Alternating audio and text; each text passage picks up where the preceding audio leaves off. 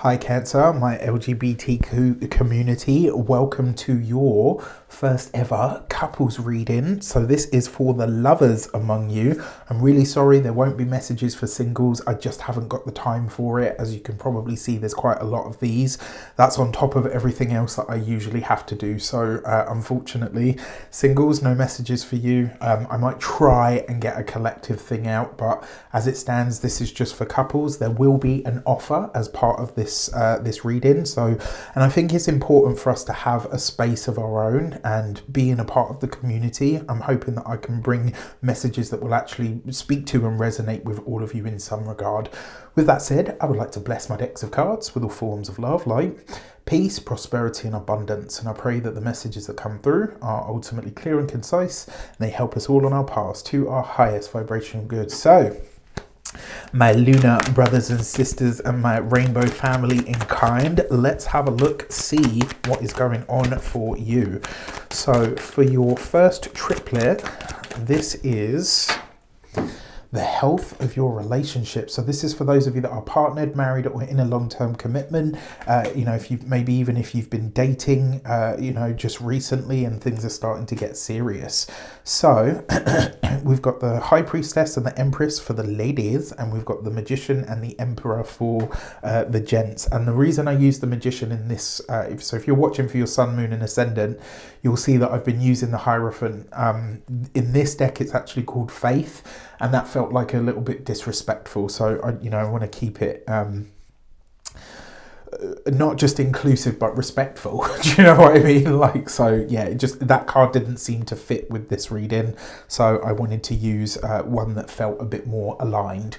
So the health of your relationship, you've got the Daughter of Swords, which is the Page of Swords, you've got the Son of Swords, which is the Knight of Swords, and you've got the Six of Wands. The health of the relationship is good. There's a lot of communication at the moment, and there's a lot of really healthy debate.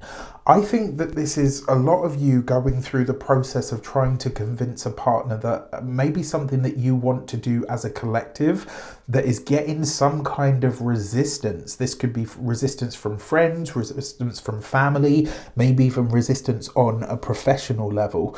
And I feel like this is you or your partner either you're reassuring your partner or your partner's reassuring you that actually it's like you're debating the whole thing, and one of you's like, no, we should absolutely go for it and we need to stick with this because this is for us.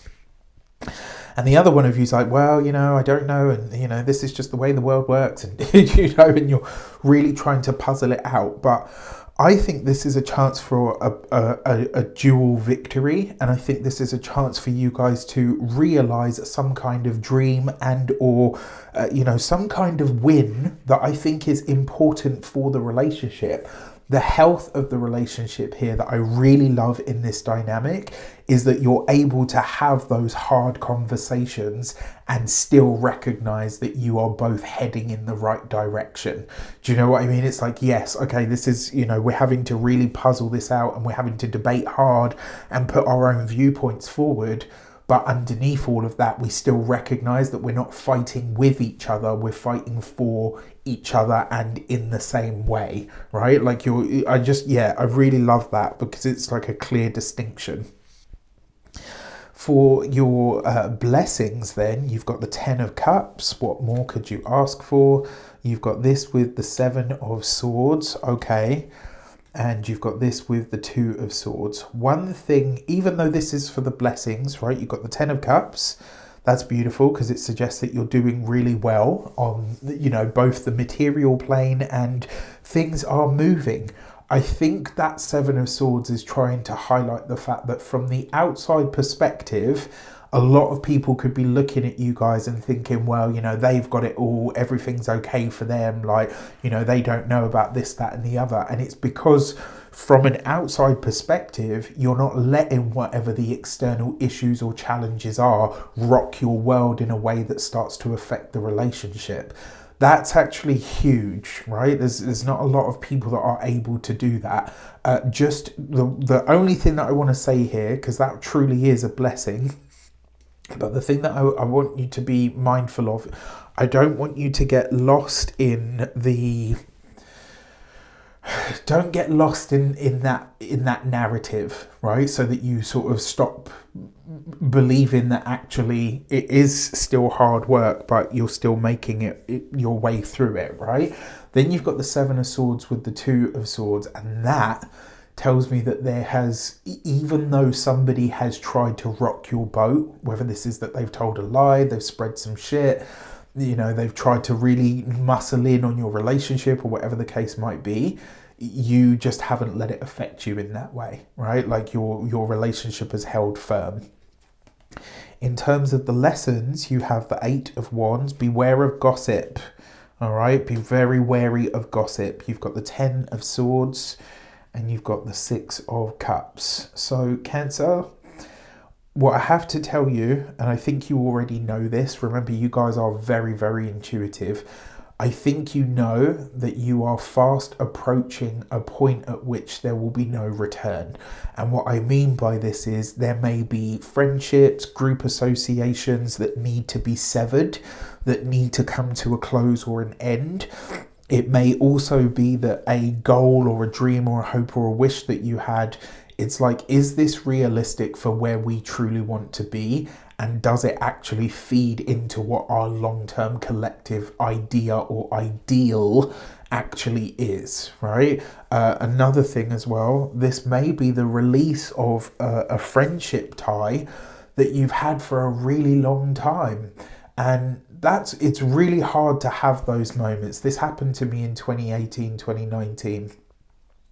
I parted ways with a friend that I'd known for a long time at that point, and who had we'd been there for each other in a lot of ways, but it was just at that point where the friendship was no longer productive.